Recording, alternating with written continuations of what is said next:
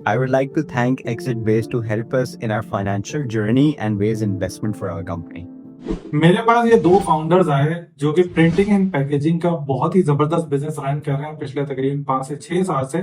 इन्होंने बोला नबील भाई मुझे अपना बिजनेस जो है वो ग्रो करना है और उसके लिए मुझे इन्वेस्टमेंट चाहिए। मैंने सबसे पहले बोला कि भाई अगर तुम्हें ये इन्वेस्टमेंट इक्विटी बेस चाहिए तो उसके लिए सबसे पहले तुम्हारी ड्यू डिलिजेंस करनी पड़ेगी और ड्यू डिलिजेंस के लिए तुम्हें अपनी इनकम स्टेटमेंट पिछले 3-4 साल की दिखानी पड़ेगी और उसके साथ साथ जो भी तुम्हारे एक्सपेंसेस हुए हुए हैं और जितनी भी चीजें हैं उस सब की तुम्हें रिसर्च वगैरह शो करनी पड़ेगी। जब मैंने ये सारी चीजें बताई तो उन्होंने बोला यार नबील भाई हमारा जो ज्यादातर काम है वो होता ही कैश के अंदर है, क्योंकि आपको पता होगा प्रिंटिंग एंड पैकेजिंग इंडस्ट्री जैसे पाकिस्तान चौक में अगर आप कराची में जाए तो वहाँ पे बेतहाशा लोग इस तरह के बैठे हुए हैं जो इस तरह की सर्विसेज दे रहे हैं और ये B2B बिजनेसेस ज्यादा होते हैं, छोटे बड़े हर तरह के बिजनेसेस में ये काम कर रहे होते हैं।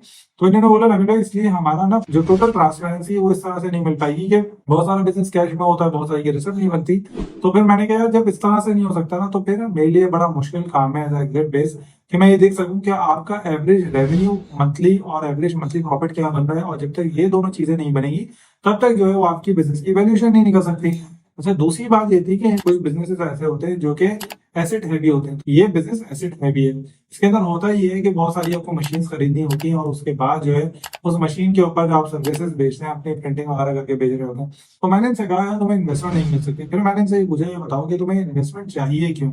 इन्हें तकरीबन 3 मिलियन की इन्वेस्टमेंट चाहिए थी।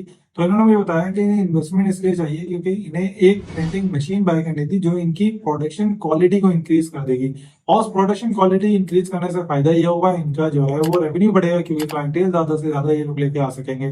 तो मैंने इनसे कहा बजाय इसके कि तुम इक्विटी बेस्ड इन्वेस्टमेंट रेज करो, तुम एसेट बेस्ड इन्वेस्टमेंट रेज कर लो, विच मींस के एज अ एग्जिट बेस्ड हम तुम्हें पैसे नहीं देंगे बल्कि हम तुम्हें मशीन खरीद के दे देंगे और मशीन बाजार से जो तुम बोलोगे उसका मॉडल हमें बताना, सब चीजें बताना, हम बाजार से वेंडर से खरीदेंगे, उस पर अपना प्रॉफिट रखेंगे और तुम्हें बेच देंगे। तुम्हें ये फायदा हुआ कि तुम्हें अपफ्रंट पेमेंट नहीं करनी पड़ेगी बल्कि तुम इंस्टॉलमेंट में प्लान कर देना।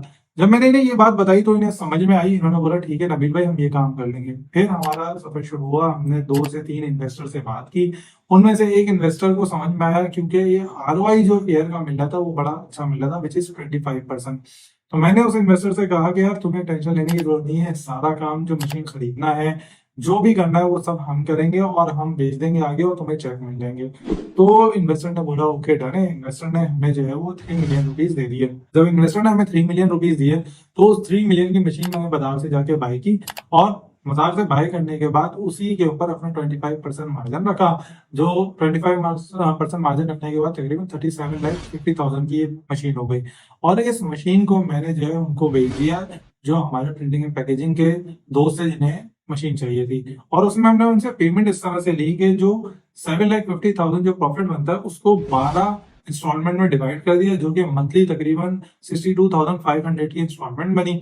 और जो 3 मिलियन की इन्वेस्टमेंट है वो हमने साल के एंड में, इसका मतलब टोटल 13 चेक बने, 12 चेक आपके प्रॉफिट के बन गए और एक चेक 3 मिलियन का भरा जो कि 13th मंथ में उसे जाके मिल गया और इसके पोस्ट डेटेड चेक बनाए, प्रॉपर तरीके से एक कॉन्ट्रैक्ट साइन हुआ और ये सारा का सारा हमने जो है वो इन्वेस्टर को दे दिया। इस पूरी डील से हमारा जो इन्वेस्टर है उसको 25% का ROI मिल गया, उसकी रिस्क फ्री इन्वेस्टमेंट हो गई क्योंकि उसे पोस्ट डेटेड चेक मिल गए और उसने इन्वेस्टमेंट की है वो मशीन पे किया। अगर किसी भी टाइम पे ये जो फाउंडर्स हैं इनके बाउंस होते हैं चाहे कुछ भी होता है तो इन जो मशीन है वो प्रॉपर्टी है इन्वेस्टर की जब तक पूरी इंस्टॉलमेंट क्लियर नहीं हो जाती। तो इन्वेस्टर का जो है रिस्क फ्री इन्वेस्टमेंट हो गया, फाउंडर्स को इक्विटी डाइल्यूट नहीं करनी पड़ी और उन्हें मशीन भी मिल गई जिससे वो अपनी रेवेन्यू बढ़ा सकते हैं अच्छी प्रोडक्शन क्वालिटी करने के बाद। तो अगर आप अपने बिजनेस के लिए इन्वेस्टमेंट रेज करना चाह रहे हैं या आप किसी इस तरह के रिस्क फ्री इन्वेस्टमेंट करना चाह रहे हैं तो आप मुझसे डायरेक्टली कॉन्टेक्ट कर सकते हैं। इस वीडियो को लाइक करें, चैनल को सब्सक्राइब करें, अपने दोस्तों के साथ जरूर शेयर करें जो कि बिजनेस कर रहे हैं या बिजनेस में इन्वेस्टमेंट करना चाहते हैं।